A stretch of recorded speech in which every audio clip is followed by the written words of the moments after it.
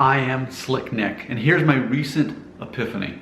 So for me, and let's just get the record straight, going back a decade, back around the time I was 30, I went from going kosher to vegetarian to vegan, and then at the past year, I've ultimately been keto, and now at age 40, I've adopted a new concept that I'm going to call protein and fiber, just focusing on those main two macros.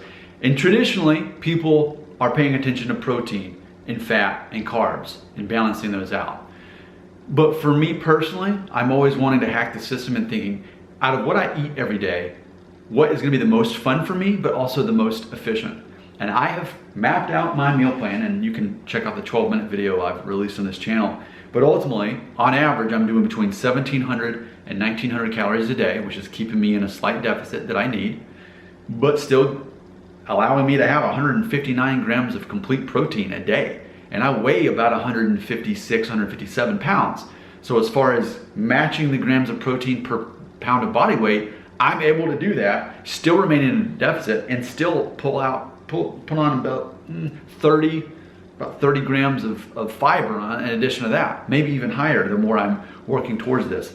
For example, raspberries are one of the highest sources of fiber. I mean, it's like 60 calories for a whole cup of raspberries, and then it's 8 grams of fiber. That's hard to even come close to that. So I'm learning things like that. But and it's interesting, the conversations that my wife and I have, because we are both focused on being healthy and being fit. We're both 40, and we both work from home. So she'll come downstairs, get some, black corn chips or hummus or something like that, but it's pretty much always carbs. And then she's constantly saying, I'm so hungry, I'm so hungry. Meanwhile, I'm packing on the protein, whether it's cottage cheese or whether it's Greek yogurt or eggs or tuna. I mean, everything's increments of 30 grams of protein for me. So that's what I'm doing, and I'm never hungry. I'm eating all day long on my current plan. I start eating officially protein at 8 a.m.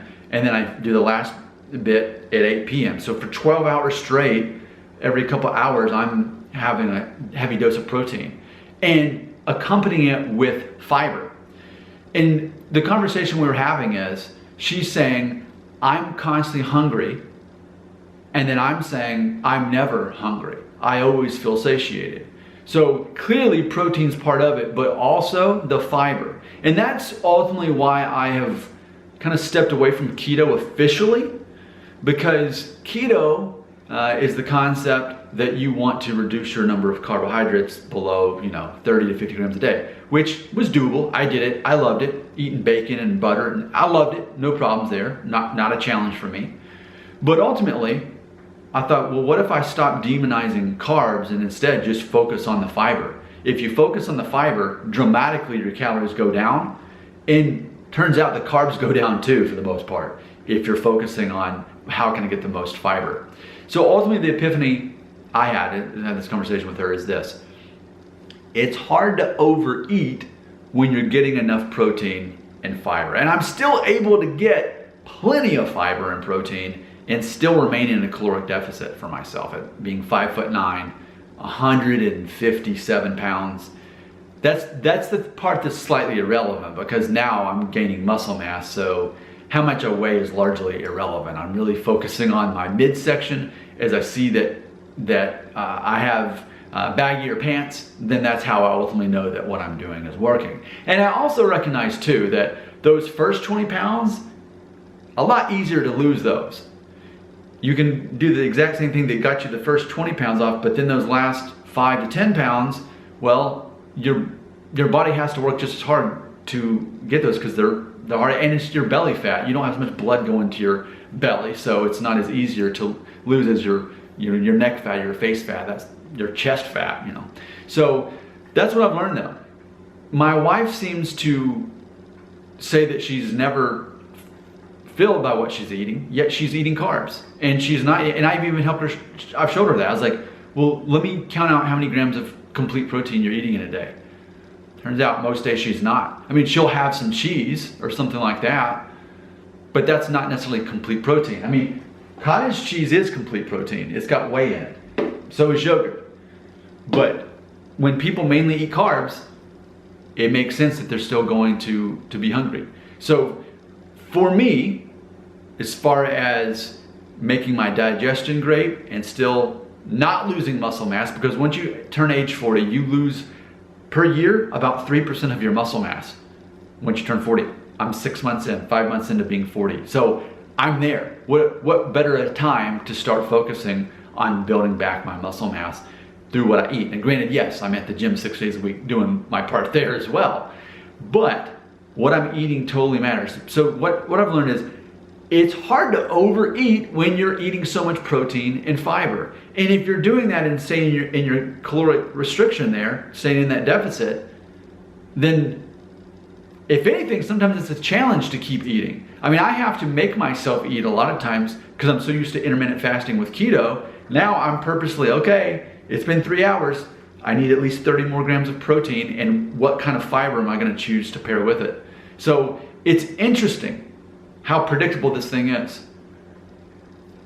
Do you struggle with overeating? Okay, well, let's make it very simple. How much do you weigh?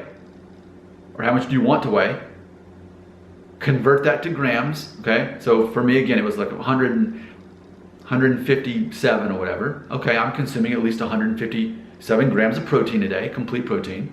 Okay, and then fiber. Okay, I can eat carbs, but I just have to make sure that every time I have carbs, I've got at least 2 or 3 grams of fiber in there each time to justify it. And by doing so, it shrinks the calories down. This is fascinating. By making this video, I may help discover there's already a name for this as far as protein and fiber plan. But ultimately, yeah, I love this. This makes so much sense to me. It's totally about working smart and not working hard. In the same way as we all probably have figured this out by now, that cardio, like heavy cardio, does not burn fat. It burns carbs. Have you seen that V-Shred Vince video that pops up? I mean, I watched the video and he's right. I mean, I've learned this. That's why I don't run. I mean, I'll run maybe once every 2 months just because I enjoy it.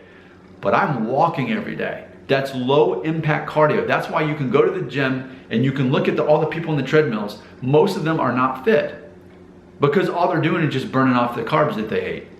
It's low impact cardio that actually burns fat. Walking briskly every day, that actually burns fat.